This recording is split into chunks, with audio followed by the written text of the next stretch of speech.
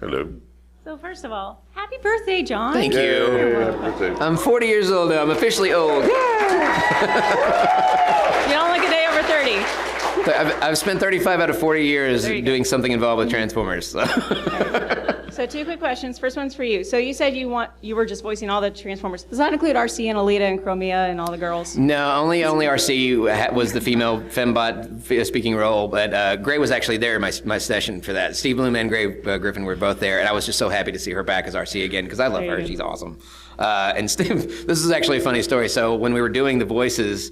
This is one of the reasons why I'm glad we did this panel, because I'll get to tell the story.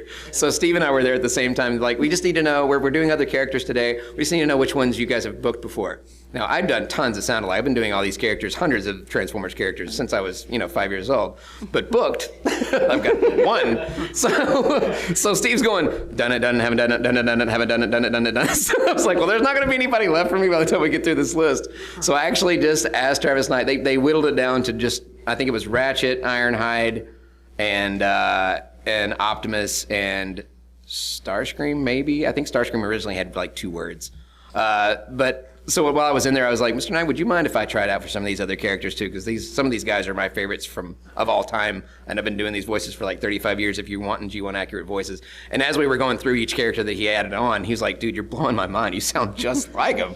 I was like, well, that's what I'm pretty good at. So, and I love these characters. I know them inside and out. We had this whole conversation about Soundwave's voice being vocoded and stuff. So yeah, it was really cool to play. In fact, originally it was a weird thing how it worked out, but I actually got to go to see the screening of the movie. The very first audience to see a Bumblebee movie before anybody else did. It wasn't 100% finished, and in that version, it was still me as Optimus Prime, and it was like.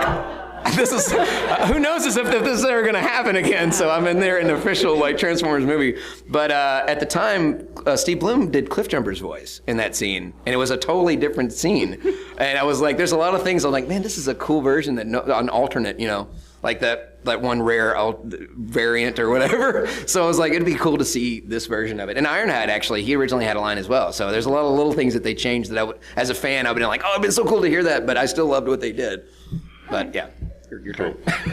And then so my second question was, so were you guys all together doing your lines, or were you? We were sometimes at the studio at the same time, but not recorded together. So you guys weren't? Okay, yeah, we were at the studio at one time. I went alone one time. I was there with Stephen Gray one time, and I was there with just me and Steve, and then 2 other actors that I'm not even sure. There was another female actor in it too. I think she was doing the main humans sound-alike ADR. I don't know if she's with CST. But this reminds me of something. What a treat that we got to work with the director. Oh yeah, he was in the room. I didn't even know it was him at first. Like, I just saw this cool guy. Unassuming, but a lot of times when you do these things for movies, you're working with a post-production supervisor or someone else to have the actual picture director there with you, as I did with Alita as well. I got to work with Mr. Rodriguez. That's pretty thrilling. That was pretty cool. And you really know that you're giving them what they want then. Awesome. It would have helped if I knew that was Travis Knight before the first 3 sessions. I mean, unless it's. You didn't even know. I didn't know. I had no idea. I was just talking like he was a regular cool old dude or whatever. I didn't even. But he is a regular cool old dude. He is. That's what was cool about it. I didn't know. It's not like Lucas and Spielberg. Like, I know what those guys look like, or Shyamalan. I'd never seen what Travis Knight looked like before. And then when I realized who it was, I'm like, dude, Kubo and the Two Strings, Coraline. I love these movies. Why didn't I say something sooner? I just didn't know. Thank you. Thank you.